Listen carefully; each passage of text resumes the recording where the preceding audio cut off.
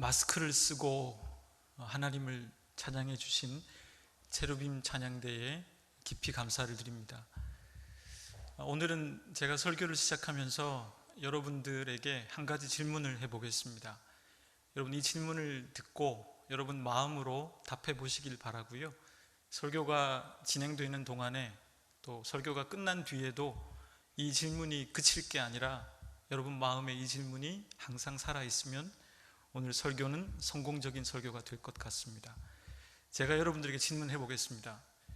여러분 마음에 있는 여러분들의 삶을 움직이는 여러분 삶의 토대는 무엇입니까? 다른 말로 좀 해볼까요? 좀 쉬운 말로, 여러분 삶의 밑바탕은 무엇입니까? 여러분 삶의 근간은 무엇입니까? 여러분 삶의 기초는 무엇입니까? 여러분 마음속에 있는 그 어떤 내적 동기가 여러분들을 이끌고 있고 여러분들을 행동하게 만들고 있고 여러분들을 말하게 만들며 여러분들을 움직이고 있습니까? 여러분, 우리가 지금 살아가고 있는 이 코로나 시대는요, 그동안 우리가 신봉해 왔던 것들이 힘을 잃어버리고 있습니다. 그동안 우리는 신자유주의 물결에 휩싸여 환경을 파괴하면서까지 경제력을 쌓아야 한다고 착각했었습니다. 그러나 그러한 생각이 얼마나 옳지 못한 생각이었는가를 깨닫고 있습니다. 우리는 그동안 전 세계를 일일 생활권으로 묶는다는 미명 아래 많은 연결을 시켜왔지만 코로나 앞에서 속수무책으로 그것들이 무너지고 있습니다. 여러분, 이 코로나 전국은 우리에게 우리의 삶에 중요한 것이 정작 무엇인가를 묻고 있습니다. 우리가 중요하게 생각했던 것들이 중요하지 않은 것이 되어버리고 있고, 우리가 중요하지 않다 여겨서 저 뒤에 내버려 두었던 것들이 더 중요하다는 것을 우리에게 말해주고 있는 것이죠.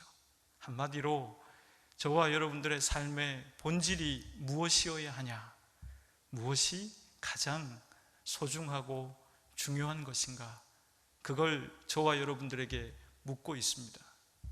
굳이 이 코로나에서 하나님의 은총을 찾는다면 저는 이와 같은 의미에서 하나님께서 우리들에게 삶의 근간과 토대를 묻고 계신다라고 믿습니다.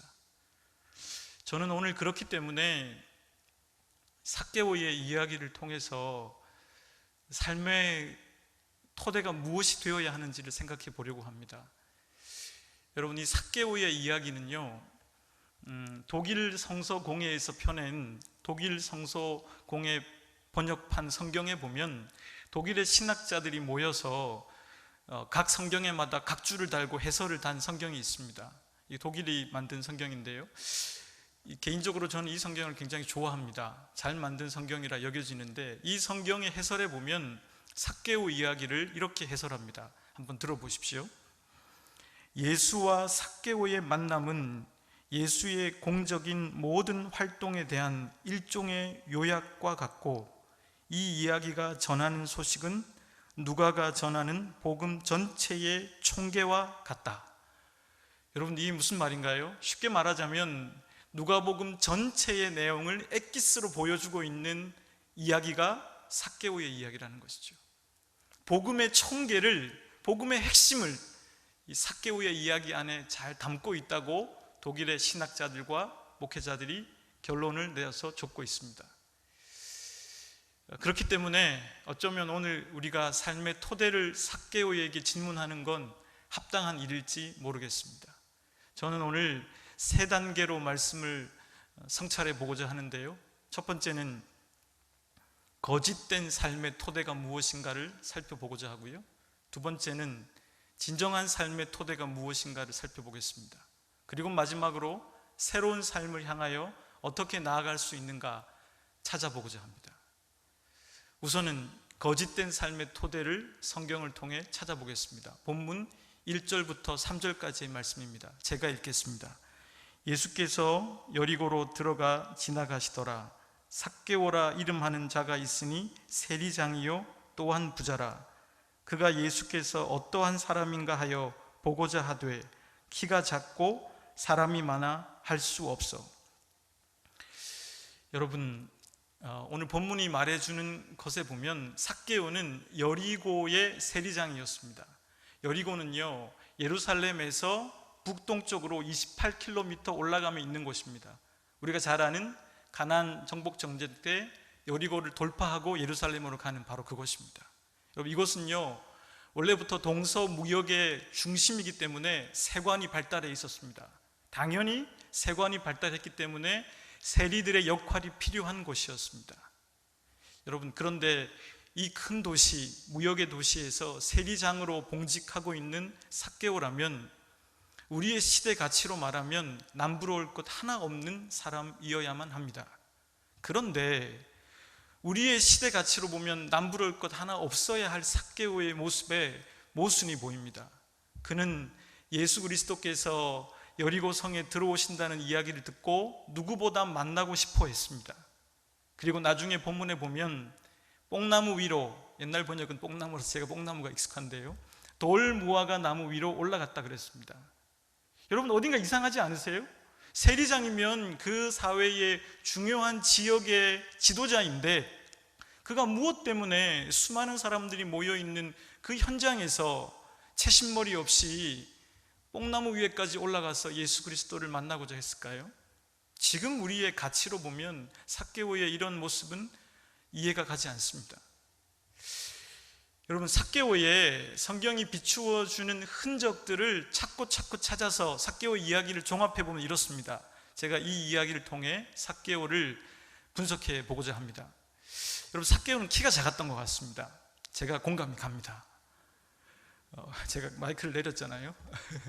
공감이 가는데, 삭개오는 저도 제가 어릴 때 키가 작은지 몰랐는데 배구를 하거나 농구를 하면 알게 되었습니다. 작다는 걸. 여러분, 삭개오의 키가 얼마나 작았을까요? IVP 출판사에서 나온 성경 배경 주석이라는 책을 보면 이렇게 적고 있습니다. 고대 근동의 성인의 평균 키를 볼 때 삭개오의 키는 150cm 이하였을 거다. 이게 성경 배경을 주석을 기록한 신학자들의 생각이었어요. 철저한 고증에 의한 자료입니다. 물론 아닐 수도 있겠죠. 그러나 성경이 전해주는 증거를 본다면 좀 더 이해할 수 있습니다. 많은 사람들이 운집했잖아요. 그러면 삭개오가 상식적으로 어린아이 뒤에 가서 쓰면 되잖아요. 저도 어린아이 앞에서는 키가 크거든요.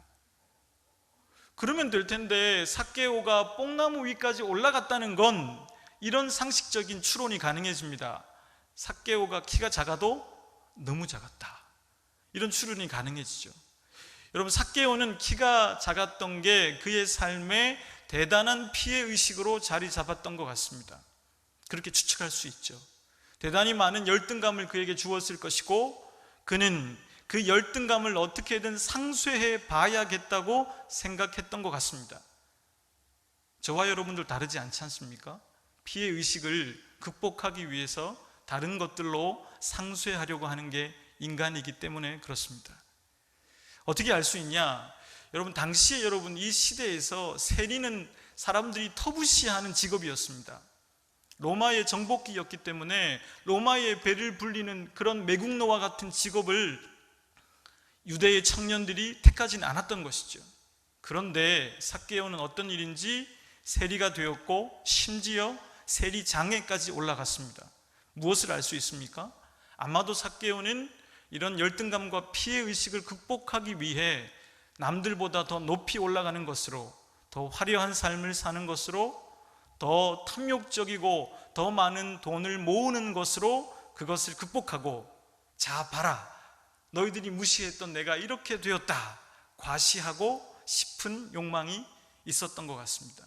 본문 뒤에 보면 삭개오가 속여 빼앗은 것을 갚겠다고 하는 표현으로 볼 때 그는 누구보다 착복하고 속여 빼앗는 것도 일삼았던 사람이요, 아마도 세리장이라고 하는 그 직분도 뒷돈을 주고 거래했을 가능성도 배제할 수 없습니다.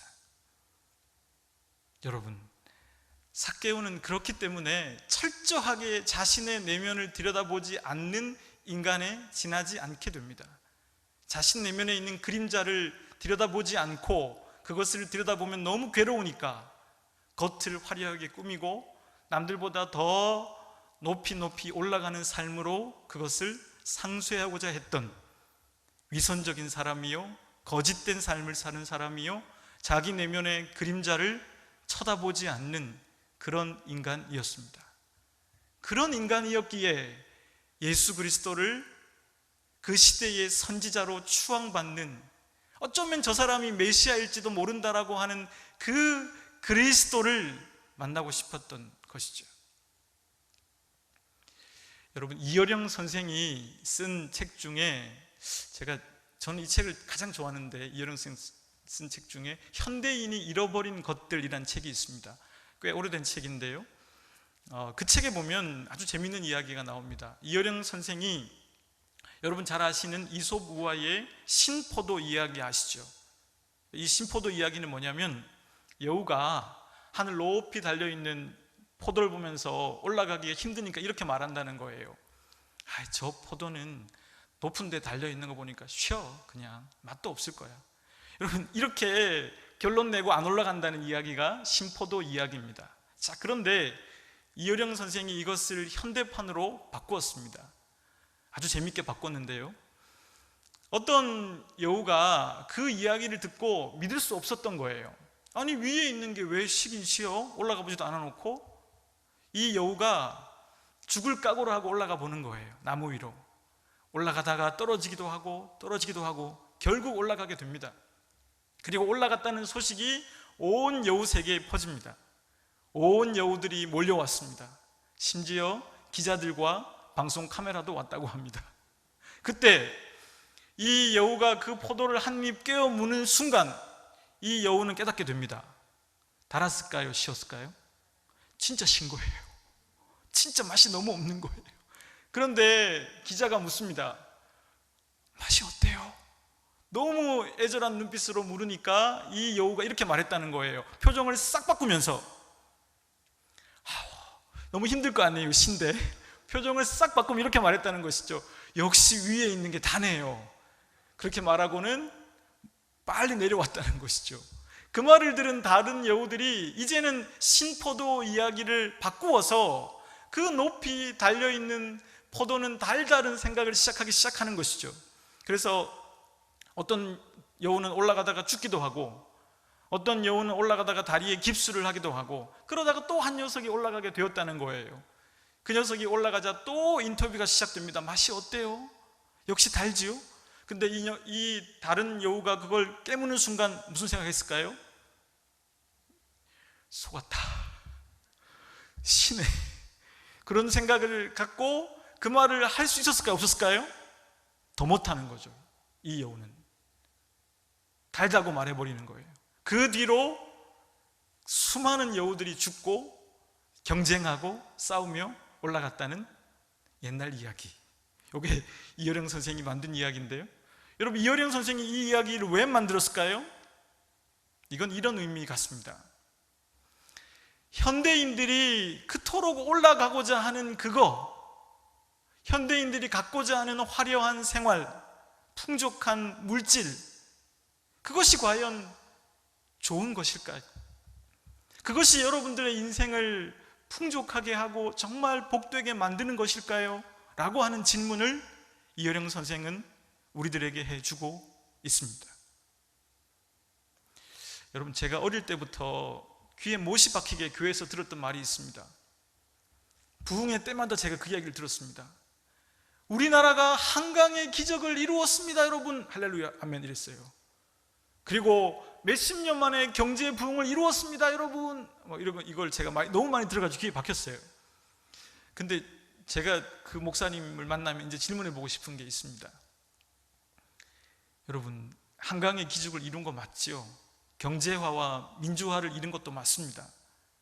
그런데 그걸 짧은 속도에 이루느라 우리 사회가 놓쳐버린 것도 많지 않을까요? 그 질문을 이제는 해봐야 되지 않을까요?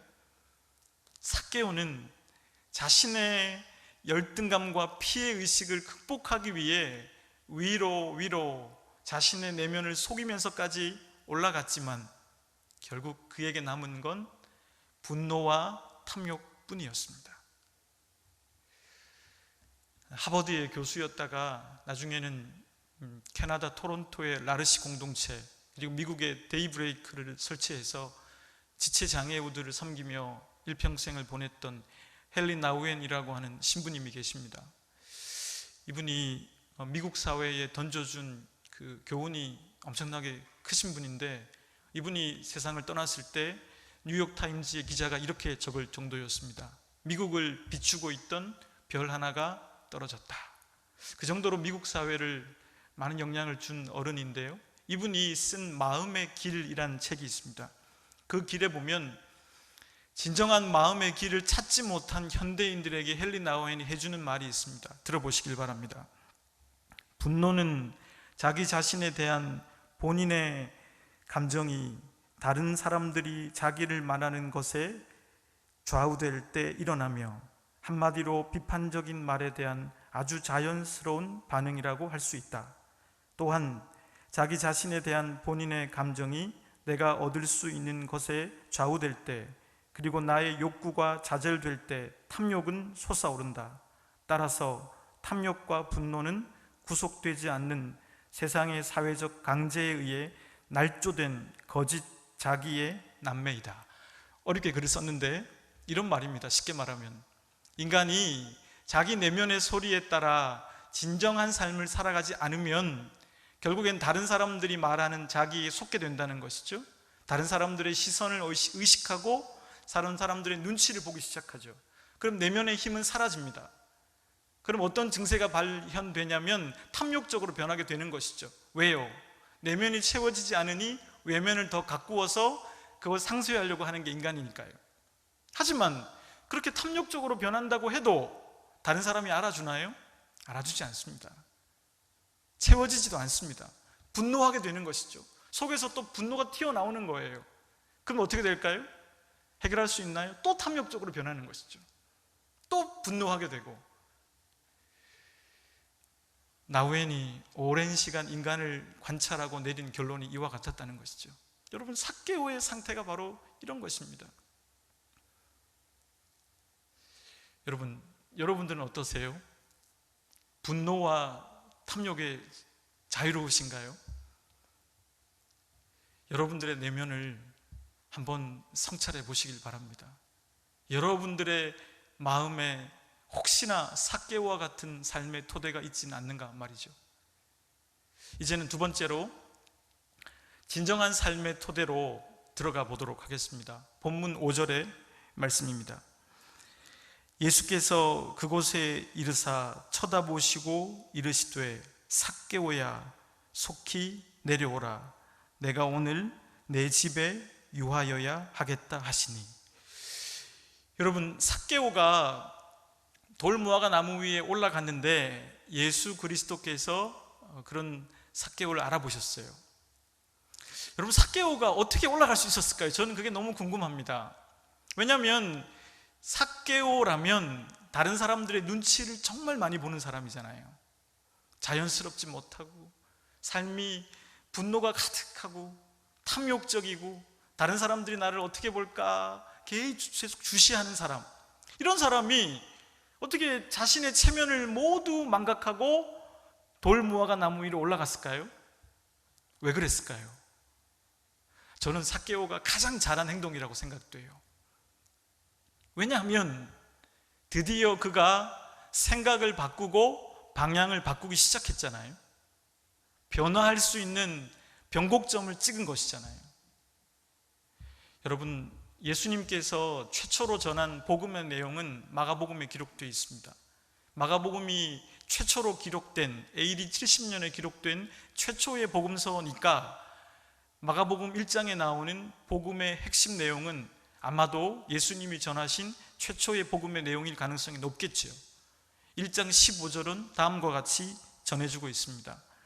이르시되 때가 찼고 하나님의 나라가 가까이 왔으니 회개하고 복음을 믿으라 하시더라.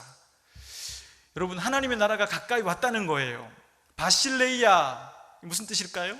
나라로 번역할 수 있지만 사실은 질서라고도 번역할 수 있어요. 하나님의 질서가 가까이 왔다는 거예요. 그리고 뭘 믿으라고요? 회개하고 복음을 믿으라. 여러분, 회개하라는 말, 메타노이아라고 하는 이 헬라어 단어의 뜻을 찾아보면 단순히 회개하는 게 아닙니다. 잘못을 뉘우치고 이런 정도가 아니에요. 이 회개라고 하는 단어는 생각을 바꾼다는 뜻도 있어요. 메타노이아, 생각을 바꾼다, 방향을 바꾼다, 내 걸음에서 돌아선다, 이런 뜻도 있습니다. 무슨 의미겠습니까? 우리에게 가까이 와 있는 그 하나님의 질서 앞에서 우리가 살아온 방향과 생각을 바꿔야 복음을 믿을 수 있다는 거예요. 왜? 우리는 잘못된 삶의 토대를 진정한 삶의 토대인 양 착각하며 살아갈 때가 많기 때문이죠. 여러분, 어떻게 예수님이 알아보셨을까요? 여러분, 성경 그 어디를 찾아봐도 삭개오의 이야기는 나오지 않습니다. 예수님이 미리 삭개오를 알았다는 기록도 없고 삭개오의 이름이 나오지도 않습니다. 예수님 어떻게 삭개오의 이름을 불러주셨을까요? 저는 이렇게 믿습니다. 누군가가 내 삶의 거짓된 삶의 토대를 알고 위선적인 나의 삶을 넘어서서 부자연스러운 눈치 보는 삶을 넘어서서 예수 그리스도를 만나고자 하는 사람, 진정한 삶을 시작하려고 하는 사람, 생각을 바꾸려고 하는 사람, 방향을 바꾸려고 하는 사람, 그 사람을 예수 그리스도가 어떻게 못 알아보시겠어요? 그분이 그것 하러 오셨는데. 여러분, 그렇지 않습니까? 여러분, 이걸 현대어로 풀면 저는 이렇게 번역하고 싶습니다. 만약에 제가 현대어 성경으로 제 개인 사역을 한다면 이렇게 표현하고 싶어요. 삭개오가 예수님이 말씀하시잖아요. 내가 오늘 내 집에 유하여야겠다. 요거를 지금의 우리말로 바꾸면 이렇게 하면 어떨까요? 삭개오야, 나랑 아이스 아메리카노 한잔 할래? 이렇게 바꾸면 좋을 것 같아요. 아주 친밀한 용어 아니겠어요? 지금 예수님이 삭개오랑 이야기를 하고 싶은 거예요. 성경에 침묵하고 있습니다. 삭개오랑 예수님이랑 무슨 이야기를 나누었는지 나오지 않습니다. 추측할 수 있죠. 다른 성경을 통해. 제가 한번 추측해서 써본다면 이렇게 쓸 것 같습니다. 삭개오가 이렇게 말했을 것 같아요. 예수님, 제가 얼마나 거짓되게 살았는지 아세요? 저요, 명품으로 도배해 봤어요. 멋진 차도 사보고요, 멋진 집도 사보고, 성형도 해봤어요. 할 거 다 해봤어요. 그런데 내 마음은 채워지지 않았어요. 내 마음은 거짓된 내 위선의 모습은 채워지지도 않았고, 저는 점점 더 부족해졌어요. 분노만 쌓였고 탐욕적으로 변했고 하면 안 되는 행동들의 연속이었고, 내 삶은 안정되지 못했어요. 여러분, 이렇게 얘기했을 때 예수님 뭐라고 대답하셨을까요? 안 나오지만 다른 성경을 볼 때 이렇게 추측 가능합니다. 삭개오야, 내가 다 알고 있다. 중요한 건 지금부터다. 방향을 바꾸었으니, 생각을 바꾸었으니 다시는 죄를 범하지 말라. 여러분, 이렇게 말씀하시지 않았을까 싶습니다. 그렇게 말한 그 과정 속에서 삭개오는 예수님이 자기를 얼마나 사랑하고 있다는 것을 알게 되었을까요? 절절히 흐르는 그 예수 그리스도의 사랑을 느끼지 않았을까요? 여러분, 저는 이 장면에서 인질극이 하나 생각이 났는데요. 요즘은 우리나라 뉴스에 인질극이 나오지 않습니다만은, 예전에 제가 어릴 때 인질극이 있어가지고 그걸 봤던 기억이 납니다. 영화도 만들어졌죠. 피의자가 하다 안 되면 도망가다가 어떻게 하나요? 범죄자가 어떤 집에 들어가가지고 인질을 하나 잡고 칼을 들든, 그래서 인질극을 펼치죠. 여러분, 그 이야기는 꼭 이렇게 전개가 됩니다. 아주 평범하게 경찰청장 같은 사람이 나와가지고 메가폰을 들고 이렇게 얘기합니다. 자수해라! 자수하면 봐줄게! 조금만 벌 받게 해줄게! 이렇게 얘기합니다. 그러면 그 사람이 뭐라 그러죠? 피의자가 이렇게 말합니다. 못 믿겠다! 이렇게 말합니다. 그때 누가 등장하나요? 어김없이 그 피의자, 그 범죄자의 엄마의 목소리가 메가폰을 타고 들리기 시작합니다. 그 목소리는 이런 목소리가 아닙니다. 이미 울고 있고 이미 목소리가 바뀌어 있죠. 그리고 낯익은 목소리가 정적을 타고 아들에게 들리게 되는 것이죠. 다른 사람의 목소리에는 흔들리지 않던 이 피의자가, 이 범죄자가 그 어머니의 음성 앞에서는 흔들리는 눈빛을 보이게 되죠. 왜 그런가요, 여러분? 경찰청장의 말과 그 누구의 말도 이 범죄자는 믿을 수 없는 거죠. 왜요? 자신을 사랑한다는 걸 믿을 수 없기 때문이죠. 내가 잘 되기를 위해서 풀어주고 스스로 자수하라는 말이 진정한 사랑으로 들리지 않기 때문입니다. 하지만 자기를 낳아주고 키워준 어머니라면 그 말이 사실일 수도 있겠다라고 믿기 때문에 흔들리는 거 아니겠습니까? 여러분, 우리가 어떻게 진정한 삶의 토대를 가질 수 있을까요?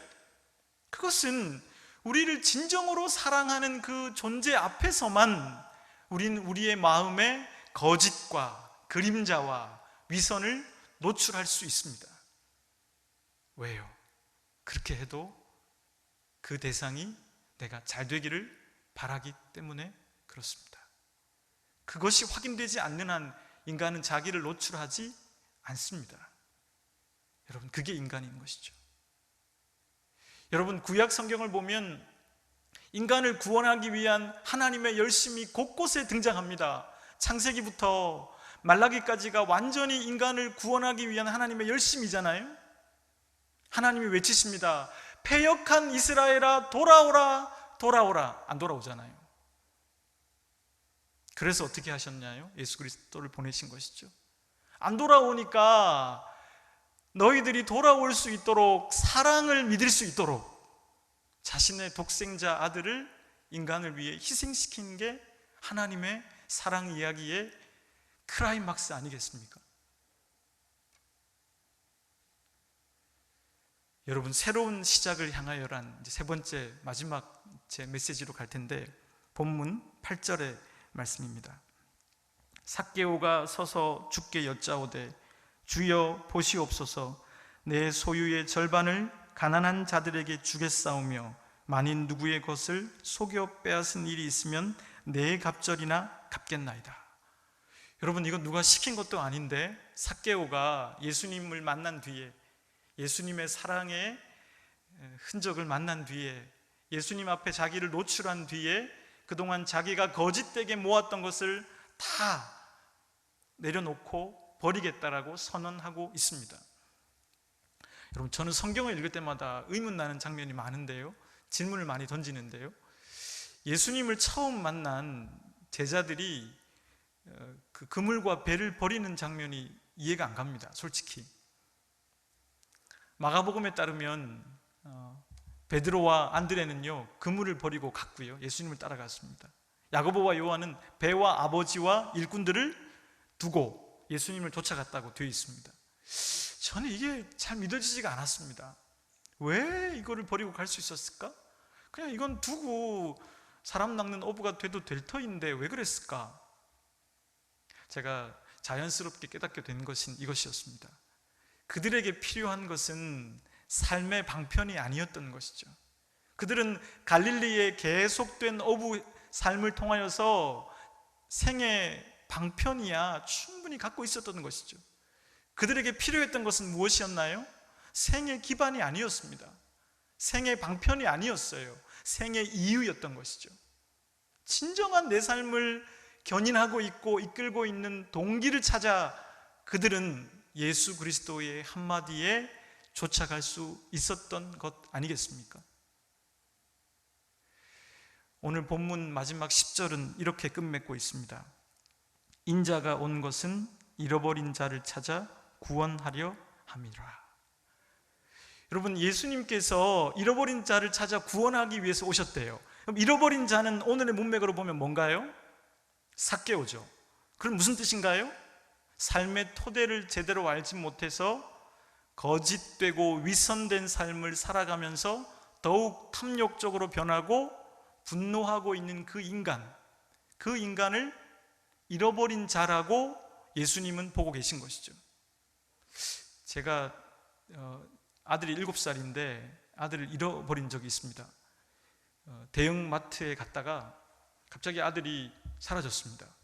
저희 집사람과 제가 처음 겪는 일이어서 아이가 5살 때쯤으로 기억하는데요, 순식간에 사라진 거예요.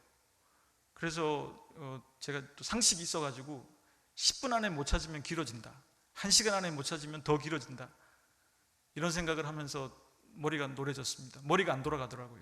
집사람은 더 놀랬고, 저희가 그 큰 대형마트에 방송을 부탁했고 인상착의를 얘기하면서 찾아달라고 호소했습니다. 그리고 가능한 한 문에 있는 그 직원들에게 아이를 데리고 나가는 사람들을 유심히 살펴줄 것을 당부했습니다. 그런데 한 5분 뒤에 저희 아들이 어디서 나왔냐면, 거기 옷을 파는 한 브랜드 매장이 있었는데 거기에 그 쇼윈도에서 자기를 보고 있더라고요. 겨우 찾게 됐습니다. 근데 제가 그 아이를 찾은 10분 동안 이 마음을 이해하게 됐습니다. 예수 그리스도의 입장에서 보면 우리가 삶의 토대를 상실하고 거짓되고 위선되고 부자연스럽고 탐욕적으로 살아가고 있는 우리들이 예수 그리스도의 입장에서 보면 잃어버린 자들이라니까요.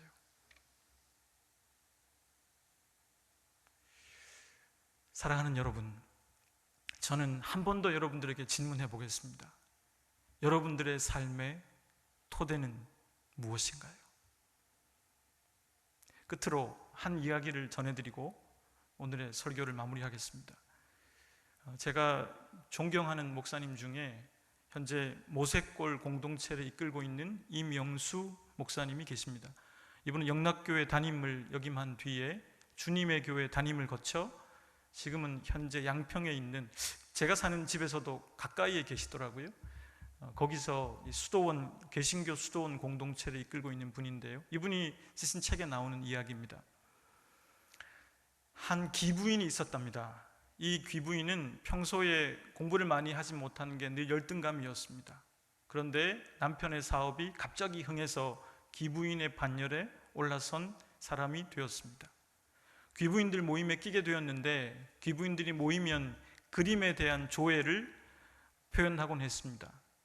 이 귀부인이 본인이 그림을 모르는 게 너무 열등감을 느껴서 비서에게 부탁해서 다음 자신의 집에서 있는 귀부인 모임에 자랑하기 위해서 그림을 잘 알지도 못하면서 가장 비싼 그림을 사놓으라고 합니다. 비서는 물어 가장 비싼 그림을 응접실에 걸게 되어졌습니다. 여러분, 이 귀부인이 이 그림이 무슨 그림인지, 누가 그렸는지 그런 관심이 있었을까요? 없었습니다. 그 귀부인의 관심은 온종일 다음 귀부인 모임에서 자랑하는 일에만 관심을 두고 있었습니다. 그런데 그 귀부인의 댁에 식모살이를 하는 한 소녀가 있었습니다. 이 소녀는 그 그림을 볼 때마다 걸레질을 하며 그 그림의 의미를 상고하기 시작합니다. 뭘 그렸을까? 누가 그렸을까? 찾아보기도 하고 애정을 갖고 그 그림을 대하게 된 것이죠. 여러분, 제가 질문해 보겠습니다. 이 그림의 진짜 주인은 누구인가요? 귀부인인가요? 식목살이 했던 소녀인가요? 여러분, 다시 한번 여러분들에게 묻고 싶습니다. 여러분들의 삶의 토대는 무엇입니까?